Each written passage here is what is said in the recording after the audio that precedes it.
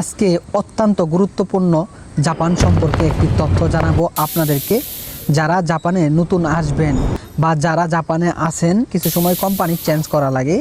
যেমন এক জায়গা থেকে আপনি অন্য জায়গায় কোম্পানি চেঞ্জ করে পরিবর্তন করেন আপনার এলাকা, যে তথ্যটা আপনাকে জানাই লাগবে। এবং যদি না জানেন, কোনোভাবে ভুল সিদ্ধান্ত নেন, সেক্ষেত্রে আপনাকে অনেক ভেজালে পড়তে হবে।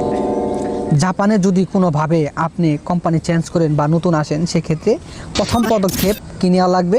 আমাদের বাসা, মানে আমরা যে বাসায় থাকবো, ঘুমাবো, খাবো দাবো, রেস্ট নেব, সেই বাসাটা হইতাছে অত্যন্ত গুরুত্বপূর্ণ।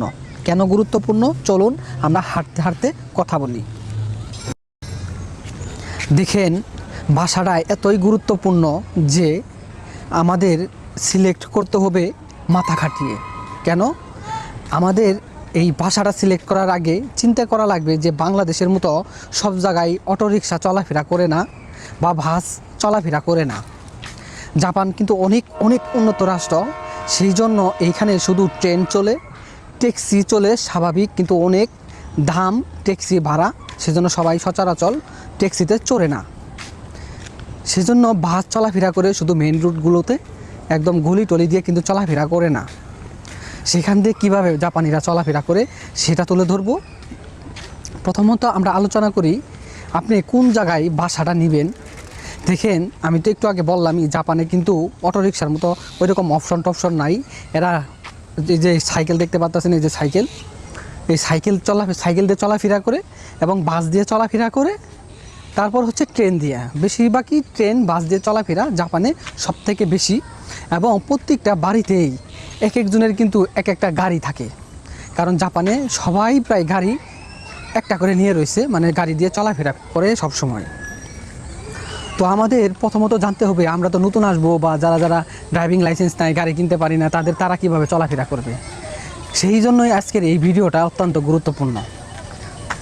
আমরা প্রথমত বাসা সিলেক্ট করব যে স্টেশন, মানে আপনার স্টেশন যে আছে, স্টেশন কোন স্টেশন, ট্রেন স্টেশন যে আছে, এই স্টেশনের মানে একই বলে জাপানে, এই স্টেশনের আশেপাশে সিলেক্ট করার চিন্তা করব। কেন? দেখেন, আপনি হয়তো টোকিওতে থাকবেন বা অন্য কোনো সিটিতে থাকবেন, অন্য কোনো শহরে থাকবেন জাপানে, সেক্ষেত্রে কোনোভাবে যদি স্টেশনের থেকে আপনি 20 মিনিট বা 15 মিনিট বা 25 মিনিট হাঁটার পথ হয়, যে স্টেশন থেকে আপনার আধা ঘন্টা 10 মিনিটের উপরে হাঁটা লাগে, সেক্ষেত্রে কিন্তু আপনার অনেক পরিশ্রম হয়ে যাবে। কারণ আপনি এক জায়গায় চলাফেরা করবেন, যাবেন, তারপরে মনে করেন যে ঘুরবেন ফিরবেন, সেক্ষেত্রে কিন্তু আপনার একটু কাছাকাছি বাসাটা থাকলে ক্লান্ত কম হবেন। কারণ এক জায়গায় ঘুরতে গেলে বা কোনো জায়গায় মনে করেন যে বন্ধুদের সাথে বের হলেন, সেক্ষেত্রে তাড়াতাড়ি ট্রেনে উঠতে পারবেন। ট্রেনে উঠা ট্রেন থেকে স্টেশন থেকে আবার নাইমে বাসায় তাড়াতাড়ি ঢুকে রেস্ট নিতে পারবেন। তো এই বিষয়গুলো মাথায় রাখা লাগবে। আরেকটা বিষয় আমি স্পষ্ট করে বলতে চাই যে যারা যারা কোম্পানি চেঞ্জ করবেন, তাদের কিন্তু যে কোম্পানিতে আপনি যাবেন, সেখানে কিন্তু আপনাদের কোম্পানির মালিক বলবে যে আপনাকে কোন জায়গায় বাসাটা নিয়ে দিলে ভালো হয়, কাজের স্থানের কাছাকাছি নাকি স্টেশনের কাছাকাছি। যেহেতু আপনি কাজ করতে যাবেন এবং আপনি বাসায়ও থাকবেন, বাসাতেও থাকা লাগবো, কাজও করা লাগবো, তো সেক্ষেত্রে আপনার কি করা লাগবো, যে দুইটেরই কাছাকাছি যেটা হয় এটা নেবেন। কারণ কাজে প্রতিদিন যাওয়া লাগবো, আসা লাগবো। তারপরে আপনি মনে করেন, কিন্তু এটা কিন্তু আমি সাইকেলের বিষয়টা বলতাছি, হাইটে যাওয়ার বিষয়টা বলতাছি। যাদের গাড়ি আছে তাদের জন্য না, যাদের গাড়ি আছে তাদের জন্য উপকৃত। তারপরেও আমি বলতে চাইতেছি, যারা গাড়ি কিনতে পারতেছে না, হ্যাঁ, জাপানে আছে বা অন্যভাবে আছে, যে সাইকেল দিয়ে চলাফেরা করে বা হাইটে চলাফেরা করে, তাদের জন্য। কারণ জাপানে দেখেন, কোম্পানি চেঞ্জ করলে প্রত্যেকটা কোম্পানি একটা করে সাইকেল দিবে আপনাকে।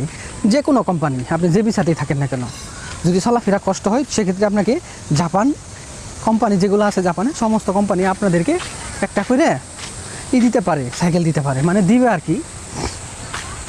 তো সেই জন্য আমাদেরকে সিদ্ধান্তটা অত্যন্ত গুরুত্বপূর্ণভাবে নেওয়া লাগবে যে যে কোনো মূল্য হোক, মানে 5 মিনিট 10 মিনিট, হাইস্টে গেলে 15 মিনিট যদি হয়, এটা যদি বাসা স্টেশনের কাছে না নিতে পারতেছেন না, আপনার কাজের স্থান একটু দূরে হয়ে যাইতেছে, সেক্ষেত্রে আপনি কি 15 মিনিট যদি স্বাভাবিক হয়, তো সেক্ষেত্রে আপনি 15 মিনিটের জন্য হলেও আপনার স্টেশনের পাশে বাসাটা নেওয়ার চিন্তা করবেন। স্টেশনের পাশে বাসাটা নিলে কি হবে, যে আপনার চলাফেরা খুব সুবিধা হবে। এটা কিন্তু জাপানের নিয়ম যে আপনি একটা কোম্পানি চেঞ্জ করলেন, সেই কোম্পানির মালিক আপনাকে অবশ্যই জিজ্ঞাসা করবে যে আপনি আপনি কাজের স্থানের কাছাকাছি নেবেন নাকি স্টেশনের কাছাকাছি নেবেন। এই তথ্যটা অত্যন্ত গুরুত্বপূর্ণ জানেন, কারণ অনেকেই কিন্তু এটা ভুল করে বসে থাকে যে কোম্পানি চেঞ্জ করে পাগলের মতো। কোম্পানি চেঞ্জ করার পরে হয় কি যে পরবর্তীতে চিন্তা করে তো আমি মালিকের তো বললাম না যে আসলে বাসাটা কোন জায়গায় নিব, মালিক তো আমার জিগেলো। পুরো বাসায় আইসে দেখে অন্য জায়গা থেকে কোম্পানি চেঞ্জ করে টোকিওতে আসে বা অন্য জায়গায় আসে, তখনকার যে বলে যে আমি তো ভুল করে ফেলাইছি। আর জাপানে একবার একটা বাসা নিলে সেই বাসাটাতে আপনার 20 মান 2 লক্ষ থেকে 3 লক্ষ টাকা মালিককে ইনভেস্ট করা লাগে। তো সেই ক্ষেত্রে কিন্তু ওই টাকাটা ফেরত পাওয়া যায় না। কিছু কিছু কি মানি আছে, আবার অ্যাডভান্স মানি আছে। কি মানি হইতেছে মালিককে গিফট করা, আর অ্যাডভান্স মানি হইতেছে আপনাকে অ্যাডভান্স দিয়ে উঠবেন, যাওয়ার সময় আবার ওইটা ফেরত পাবেন। কিন্তু যদি আপনার রুমে অপরিষ্কার থাকে, দাগ স্পট ফেলান, সেক্ষেত্রে আপনার ওগুলো জরিমানা দেওয়া লাগতে পারে। সেক্ষেত্রে ওই টাকাটাও নাও পাইতে পারেন। তো এই জন্যই আমি বলি যে যারা যারা জাপানে নতুন আসবেন বা আসতে চাইতেছেন, তাদের ক্ষেত্রে অত্যন্ত গুরুত্বপূর্ণ একটা বাসা সিলেক্ট করা। সবসময় চেষ্টা করবেন, যেহেতু জাপানে বাংলাদেশের মতো অটো নাই, আপনারা স্টেশনের কাছাকাছি বাসাটা নেওয়ার চেষ্টা করলে খুবই ভালো হবে। কারণ দেখেন জাপান এমন উন্নত রাষ্ট্র, এখানে কিন্তু ওদের মতো যে চলাফেরা যে অভ্যস্ত আমাদের কিন্তু নাই। আমাদের কিন্তু চলাফেরা অল্পতে, এখান থেকে একটু অল্প, এখান থেকে ধরেন ওই মুড়ে যাব, সামনে একটা মুড় আছে, ওই মুড়ে যাব, সেখানে কিন্তু আমরা গাড়ি ব্যবহার করতে চাই, অটো রিক্সা ব্যবহার করতে চাই। বাংলাদেশে যারা অটোতে উঠি তারা অটো ব্যবহার করতে চাই। তো এই বিষয়টা কিন্তু জাপানে নাই। তার জন্য কি করা লাগবে, তার জন্য আমাদেরকে সঠিকভাবে সঠিক সিদ্ধান্তটা নেওয়া লাগবে স্টেশনের কাছাকাছি, ট্রেন স্টেশনে। যে আমার পিছনে দেখতে পাচ্ছেন আগের ট্রেন, এগুলো আর কি পার্ক। এবং আরেকটা বিষয় হলো আপনার আশেপাশে বাসা নেওয়ার আগে সার্চ করবেন পার্ক আছে কি না। তো আমার বাসা থেকে এই পার্কটা আসতে মাত্র 2 মিনিট লাগে হাইটে। তো আমি মাঝে মাঝে আসি, এখানে পোলাপান খেলাধুলা করে, ছোটো ছোটো পোলাপান, তাদেরকে দেখি ভালো লাগে। কারণ আমারও তো সন্তান আছে, বাচ্চা আছে 2টা, জানেন আমি বিয়ে করছি, 2টা বাচ্চা আছে, বাংলাদেশে থাকে, আসতে আসতে জাপানে আসবে, এই বছরের শেষে আইসে পড়বে। তো দেখেন, তো আপনারা জাপান আসবেন, অনেক উন্নত রাষ্ট্র জাপানে আইসে আপনি ভালো একটা লাইফ সেটেল করার আগে কি চিন্তা ভাবনা করে করবেন। কারণ কি জানেন, জাপানে আইসে আপনি সবসময় থাকেন, যাওয়ানোর দরকার নেই বাংলাদেশে। যেহেতু আমারও তো ফ্যামিলি নিয়ে এসে পড়তেছি, আপনাদেরও নিয়ে আসা লাগবো। কারণ জাপানে থাকবেন, একা থাকা যাব না। আপনারা কয়জনে বা আপনার ফ্যামিলি মিলে যদি জাপানে থাকেন, সেক্ষেত্রে আপনি অনেক উপকৃত হবেন। কারণ আপনি সুযোগ সুবিধা পাবেন, কারণ ফ্যামিলির যে একটা নীরবতা, এটা বুক করতে পাবেন না, এই কষ্টটা পাবেন না যদি ফ্যামিলি জাপানে থাকে। জাপানে অনেক টাকা ইনকাম করা যায়, ভালো ভালো সুযোগ সুবিধা আছে। আপনারা ভালো করে লেখাপড়া করেন জাপানে, যারা যারা আসবেন। আর যারা যারা জাপানে আছেন, তারা টাকাগুলা নষ্ট করেন না। কারণ অনেকেই মানুষ আছে জাপানে থাকে 5-7 বছর হয়ে গেছে, বুঝছেন, টাকা নষ্ট করে ফেলাইছে বিভিন্ন ফাঁদে পড়ে। কেউ জ্বর ফাঁদে পড়ছে, কেউ মনে করেন যে বেশি খরচ করে ফেলাইছে, কেউ ফ্যামিলিকে আজে বাজেভাবে দিছে। দেখেন যে 5-7 বছর আছে, তার কাছে এমনও লোক আছে 2 লক্ষ 1 মাসের বেতনও না, হয়তো কারোর 1 মাসের বেতন 2 লক্ষ টাকা, এই টাকাটাও তাদের কাছে নাই।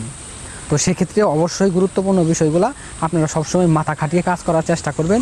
এই বলে আজকে আমার ভিডিওটা শেষ করছি। তার আগে আরেকটা কথা বলতে চাই যে যারা যারা আমার চ্যানেলে নতুন আসছেন বা নতুন ভিডিও দেখতেছেন, আমার চ্যানেলে মনে করেন জাপান সম্পর্কে সমস্ত কিছু তথ্য দিয়ে থাকি। যদি ইউটিউবে থাকেন অবশ্যই সাবস্ক্রাইব করবেন, আর যারা ফেসবুকে দেখবেন অবশ্যই ফলো দিয়ে রাখবেন। কারণ জাপানের সমস্ত আপডেট তথ্যগুলো আপনাদেরকে অবশ্যই আমি সবার আগে দেওয়ার চেষ্টা করি। Bye bye.